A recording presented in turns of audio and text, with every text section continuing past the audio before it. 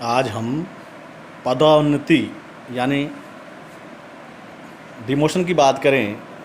पहले प्रमोशन की बात करी, यानी पदोन्नति की बात करी, अभी स्थानांतरण की, ऐसे हम समय आगे बात करेंगे। तो आज बात कर रहे हैं पदोन्नति की बात करें तो सर्वप्रथम देखते हैं कि जिस प्रकार कार्य को अधिक लगन, परिश्रम और ईमानदारी से करने पर, अधिक उसको भलीभांति करने पर और शीघ्र और एक समय के साथ पदोन्नत किया जाता है व्यक्ति को किस कार्य को उच्च पद पर लगाने के लिए। ठीक उसी प्रकार किसी व्यक्ति को अपने कार्य के एक दंडात्मक स्वरूप उसको पनिशमेंट देना या उसे उस कार्य से निचले पायदान पर लगाना, इसको हम पदोन्नति बोलते हैं। तो सर्वप्रथम देखते हैं कि कार्मिकों के उनके विद्यमान कृत्य के स्तर को से निम्न स्तर पर कृत्य पर लगाए जाने को पदोन्नति कहा जाता है। ये पदोन्नति के ठीक बिल्कुल उल्टी है। पदोन्नति में कार्य से ऊपर लगाया जाता है और जबकि इसमें नीचे वाले कार्य पर उसको लगाया जाता है। डेल एस बीच की बात करें, इनके अनुसार, इनकी परिभाषा के अनुसार, कि किसी कार्मिक को निम्न स्तर पर कार्य एवं उसी के अनुरूप पारिश्रम प्रदान करना जिसमें सामान्यतः निम्न स्तर की कठिनाइयाँ या उत्तरदायित्व सम्मिलित हैं, पदोन्नति है। यानी कहने का मतलब ये हो गया कि अपने जो कार्य की जो शैली या कार्य का जो उत्तरदायित्व है उनमें कमी आ जाती है। तो ठीक उसी प्रकार जब उत्तरदायित्व कमी हो जाती है तो पारिश्रम में भी उसका कमी हो जाएगा या कमी दिया जाएगा। तो यह एक दंडात्मक व्यवस्था है। इसमें आगे बात करें कि इस प्रकार किसी कार्मिक की स्थिति पारिश्रमिक और उत्तरदायित्व में कमी करना ही पदोन्नति है। पदोन्नति का सहारा दंडात्मक उपाय के रूप में उस समय से लिया जाता है जब कर्मचारी अपने कृत्य का निष्पादन पूर्व निर्धारित नियमों के अनुसार नहीं करता है। जो उसको कार्य दिए हैं उस शर्तों के अनुसार वह कार्य नहीं करता, या तो कम करता है या नहीं आता है या बीमार, जो भी स्थितियां हैं। अब हम बात करें कि पदोन्नति क्यों, वाई डिमोशन की बात करें कि किसी कार्मिक की पदोन्नति क्यों की जाती है, पदोन्नति क्यों की जाती है अथवा पदोन्नति के क्या कारण है के बारे में हम बात करें तो सर्वप्रथम देखते हैं कि यदि एक उपक्रम या संस्था द्वारा अपने विद्यमान कृत्य में कुछ कृत्य बंद कर दिए जाते हैं तो कुछ लंबे समय से कार्य कर रहे कार्मिकों को निम्न स्तर के कृत्य और कम समय में से कार्य कर रहे कार्मिकों के साथ कार्य करना पड़ता है। इस प्रकार की पदोन्नति कार्मिकों के नियंत्रण के बाहर होती है और वे इसे अन्यथा भी नहीं लेते।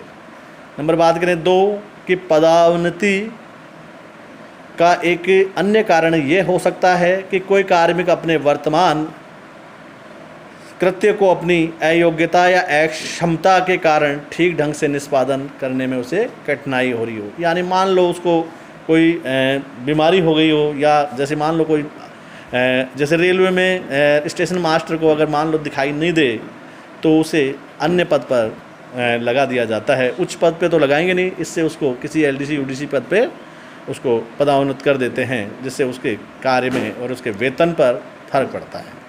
नंबर 3, कार्य करने की तकनीक और प्रणाली जो विधि है में परिवर्तन होने के कारण कुछ कार्मिक अपने आप को इन परिवर्तनों के अनुसार ढाल नहीं पाते हैं, तैयार नहीं होते हैं, तो उसे पदोन्नति की जा सकती है। कोई टेक्निकल चीज़ हो तो उसको समझने और उसको दिक्कत आ रही है तो वो ये कह सकते हैं कि आप इस कार्य के बजाय इस कार्य कर लें तो आप जॉब में बने रहेंगे। कभी कभी तो पदोन्नति इस कारण से भी की जा सकती है कि कार्मिक अपने खराब स्वास्थ्य और व्यक्तिगत कारणों की वजह से सौंपे गए कार्य को ठीक ढंग से निष्पादित करने में असमर्थ रहता है। मान लो व्यक्ति चला के ही कह दे कि साहब मेरी पारिवारिक परिस्थितियाँ या मेरा स्वास्थ्य ठीक नहीं रहता है, इस कारण मैं इस कार्य को करने में असमर्थ हूँ, तो इस वजह से पदोन्नति की बात करते हैं। या अनुशासनात्मक कार्रवाई के रूप में कार्मिक को पदोन्नत किया जा सकता है। यानी विभाग अनुसार जब कोई कार्यवाही हो रही हो या किसी कार्य को वो ठीक ढंग से या समय पर नहीं कर पाने या किसी भी कारण से, तो उसको एक दंडात्मक व्यवस्था भी, तो ये अनुशासित कार्रवाई की बात करते हैं। तो अब बात करते हैं कि पदावनति जो नीति है, यानी डिमोशन पॉलिसी की बात करें तो कार्मिक पदावनति को सदैव ही अनुचित मानते हैं। ये कोई भी नहीं चाहता है कि उसकी प्रगति में कोई बाधक बने, तो और इसका डटकर विरोध करते हैं। अतः पदावनति को एक निश्चित नीति के अनुसार की जानी, ताकि जो विभिन्न समस्याओं से बचा जा सके। ऐसा नहीं हो भाई भतीजावाद, पक्षवाद या जातिवाद या कुछ भी मतलब अपनाकर अगर किसी के साथ व्यवहार किया जाए तो उसका विरोध निश्चित ही होगा। आगे बात करें योडर, हेमन, टेनबर्ग, स्टोन की अगर शब्दों में हम बात करें तो इसकी नीति की और बातों की ओर ध्यान आकर्षित किया है। इन्होंने कहा है कि कृत्य के निष्पादन के लिए स्पष्ट और व्यवहारिक नियमों की एक सूची तैयार की जानी चाहिए। ऐसे ही बात करें, इस सूची के सभी कार्मिकों को भली भांति जानकारी होनी चाहिए, यानी ओपन जो है नियमों को इनको सबको अवगत करा दिया जाए। नियमों के उल्लंघन की गहन छानबीन की जानी चाहिए। ऐसा तो नहीं है कहीं केवल एक प्रतिशोध या उसके ज़बरदस्ती नीचा दिखाने के लिए ऐसी अगर कोई स्थिति होगी तो निश्चित ही एक आगे बात छानबीन करने के यह सिद्ध हो जाता है कि नियमों के उल्लंघन हुआ है तो सभी कर्मचारियों के साथ समान व्यवहार करते हुए एक सी जो दंडात्मक कार्रवाई है वो 16 सीसी 17 सीसी जो भी हैं उनकी बात करें। पदावनति के निर्णय का पुनर्वलोकन जो रिव्यू किया जाना चाहिए कि एक बार उसे पुनः उसको अमल में लाए और देखें। इन उपयुक्त बातों के आधार तैयार करते समय निम्न घटकों को भी ध्यान रखना चाहिए कि ऐसे कार्मिकों की पदावनति नहीं की जानी चाहिए कि एक लंबे समय तक संस्था में परिश्रम एवं योग्यता से कार्य किया हो। हाँ, ऐसे कार्मिकों के कर्तव्य, उत्तरदायित्व और अधिकारों में कमी की जा सकती है।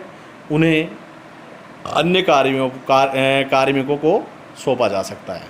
अगर बात करें उपयुक्त जो वर्णित जो है, इसके अतिरिक्त एक अन्य उपाय यह भी हो सकता है कि कार्मिकों को विद्यमान कृत्य में निम्न स्तर के कृत्य पर पूर्व स्थिति में ही वेतन पर बनाए रखा जा सकता है। भाई उसकी तनख्वाह उनका कम नहीं करें और ठीक है काम चल रहा है। एक आचार संहिता के नियमों का अवहेलना और निम्न उपस्थिति अनुशासनहीनता के कारण दंडात्मक कार्रवाई के रूप में पदावनति नहीं की जानी चाहिए, क्योंकि ऐसा करने से कार्मिकों के कार्य निष्पादन में सुधार नहीं होता।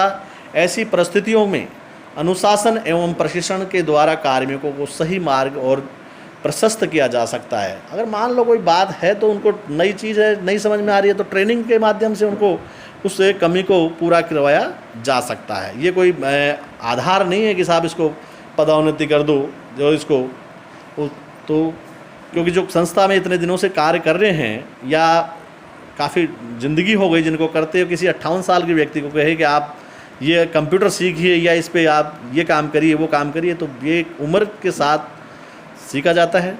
कोई नहीं है तो ठीक है, उसको अब 2 साल की बात है तो उससे जैसा है वैसा कार्य करवाया जा सकता है।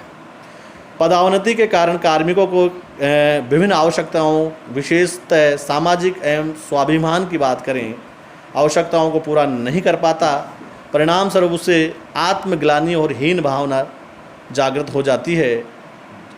उसके व्यवहार में अवांछित परिवर्तन आ जाते हैं, वह क्रोधित हो जाता है और उसमें बदला लेने की भावना आ जाती है। कभी कभी तो अपनी सेवा को त्याग के VRS ले लेते हैं, त्याग पत्र देने तक का मानस बना लेता है। जब ऐसे परिवर्तनों को नहीं अपना पाते और पदोन्नति वाली जब बात होती है तो बराबर के व्यक्तियों में जब उसको लगता है कि यार यहाँ तो मेरा मान सम्मान को ठेस पहुँच रही है, तो ऐसे कार्य को करने से वो है मना भी कर देता है और त्याग पत्र त्याग तक की नौकरी VRS लेने वाली बात आ जाती है। अतः पदोन्नति अपवाद स्वरूप परिस्थितियों में ही की जानी चाहिए। इसलिए अधिकांश प्रबंधक पदोन्नति के कारण उत्पन्न समस्याओं का सामना करने के लिए सेवा मुक्ति डिस्चार्ज का सहारा लेना अधिक श्रेयस्कर समझते हैं। तो आज हमने बात करी पदोन्नति की बात करी, आगे और करेंगे।